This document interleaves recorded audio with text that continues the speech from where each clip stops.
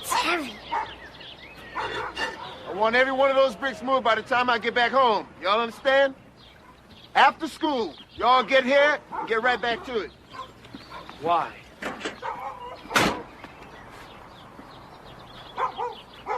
Who said that? I'm gonna tell you why. First, it's gonna keep you out of the streets and out of trouble. And second, it's gonna make you tough. That's what you're gonna need be for what I got in mind. Hello? Hello, Jackie. Why are you calling? Is Mr. Jackson's residence? What do you want? Look, honey, we changed things around in here a little bit today. Who's this girl calling Jackie? Who knows? I don't know. Girls always running after Jackie. Looks better, huh? I mean, honey, with all that equipment in here, it's just too hard making it look like a living room. What do you think? You like it? I like things the way they were. Mother is the woman of the house. She's got a right to fix things the way she wants it. Is that so? Yes, it is. You tell me, girl. You messing around like your brother Jackie, huh? You know I don't mess around. I'm not like that. Let me go.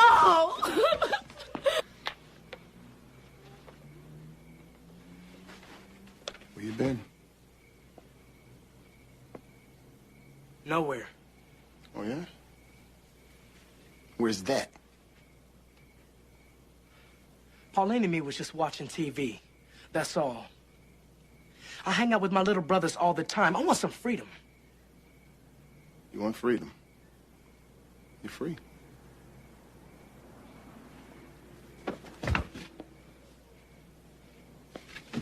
You run away. You stay away.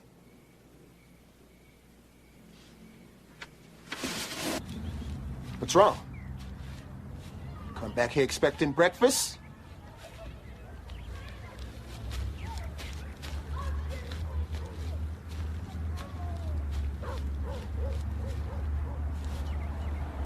I'm here, Joseph.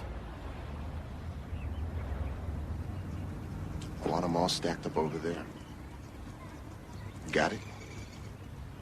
Yeah. You want to move again? I'm doing it for two reasons. One, so you don't forget where you come from. And two, so you won't forget where you could end up.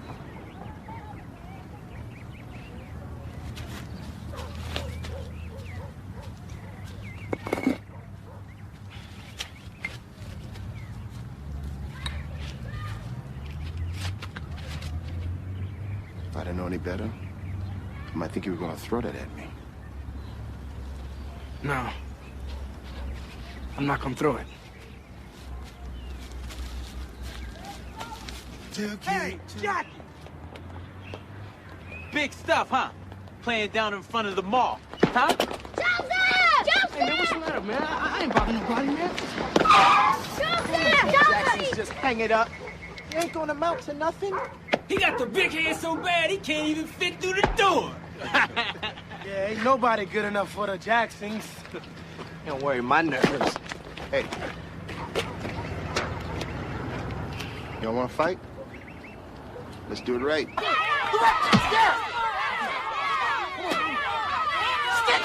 Hit him! Yes! No fighting!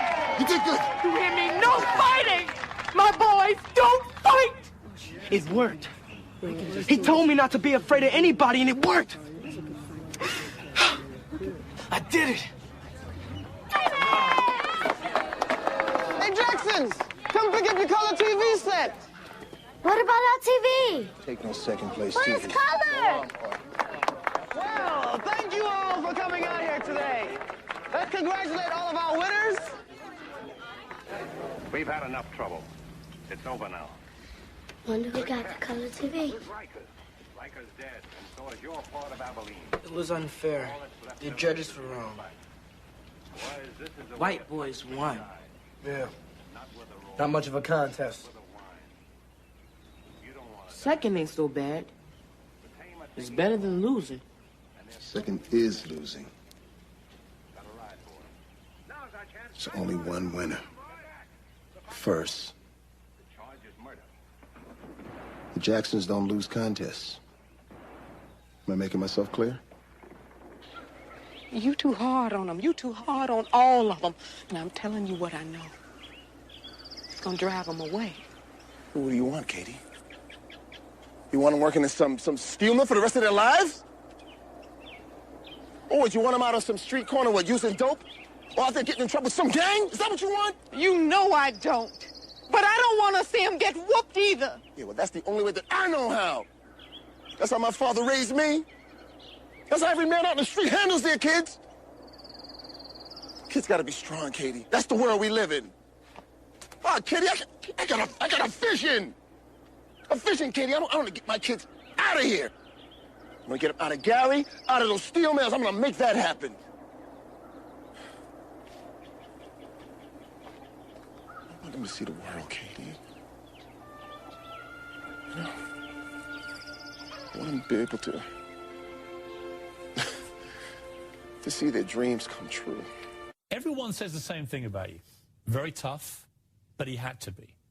That you wanted the best for your family, and you decided right from the start you were going to be firm, tough where you had to be, disciplined, and do what it took to give them the lives that many of them have since enjoyed. How do you respond to that?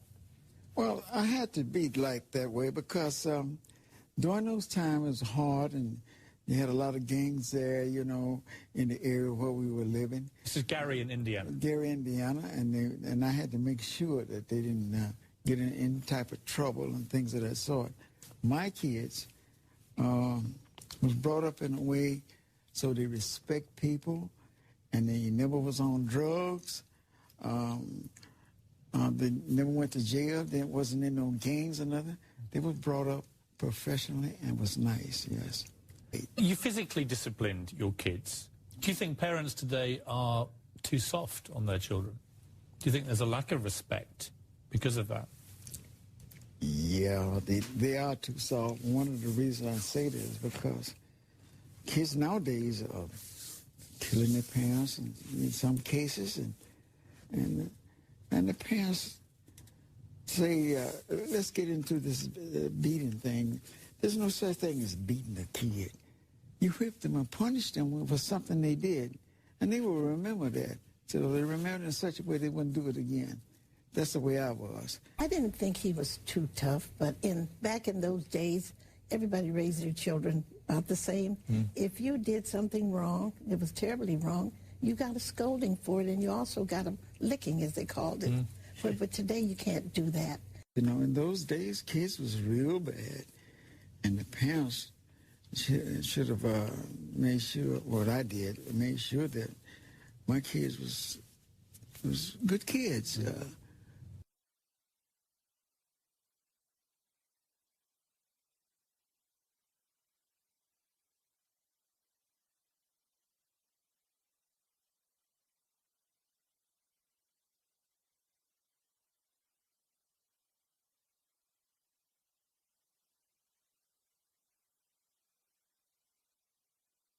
Definitely took a toll on black male-female relationships, especially in the 1960s, because in the 1960s, black men and black women, they were doing what they were supposed to have done for a long time, which was fight together against white supremacy, against racism.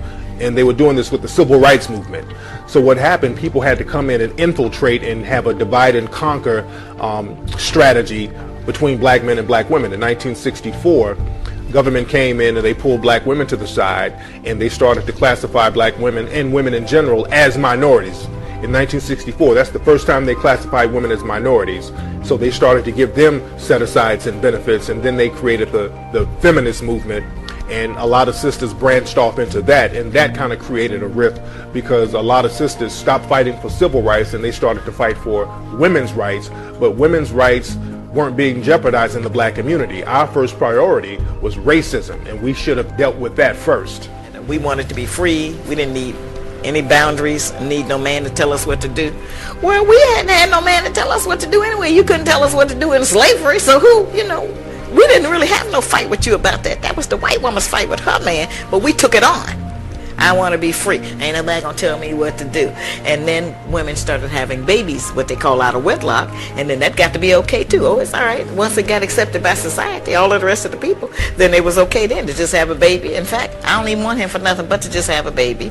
And then we started saying, oh, I'm gonna be the mother and the father. All kind of nonsense. And so what happened was that movement, and there never was a sisterhood in the women's liberation movement between the black woman and the white woman. Because you have to understand, in the tactic of the art of war, when you want to destroy a stronger enemy, you have to get rid of the cultural perspective of authority. So what do? You have to destroy the man in the society.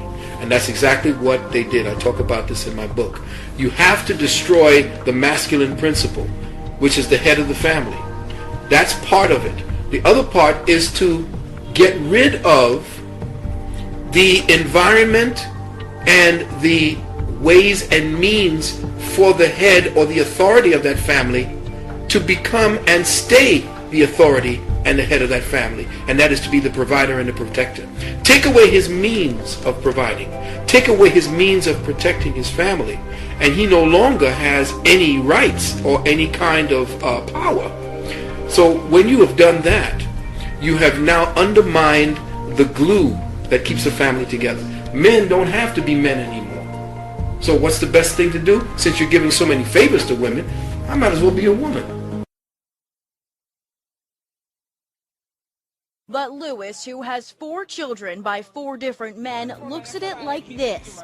At the end of the day, I know I'm not a baby mom. I'm really a mother and a father to my 4 children. The show explores the challenges of being a single mom in the city, spotlighting 8 women. Each one has between 2 and 9 children. Are we encouraging single parenting?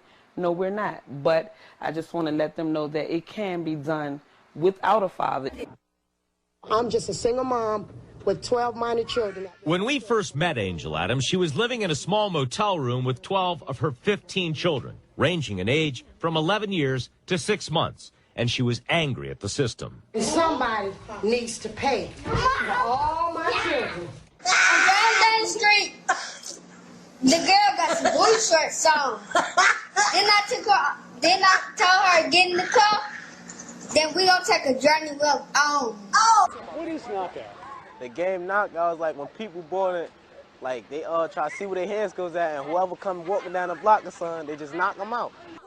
You just knock them out, you hit them with a blow, and you take their belongings. Knockout is like when you just punch somebody and they go to sleep when you hit them.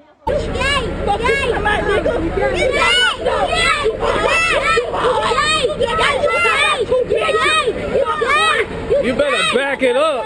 Yeah, bitch, we GDK. I used to say fuck JoJo damn near every day. Fuck JoJo, and today killed them now. Just say fuck Lil J. Catch Lil Reggie, 100 shots to the face.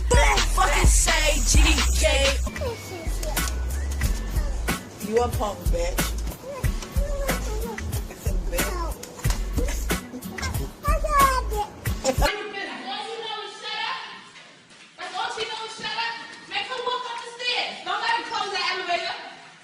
Make her walk up the stairs. Stupid ass.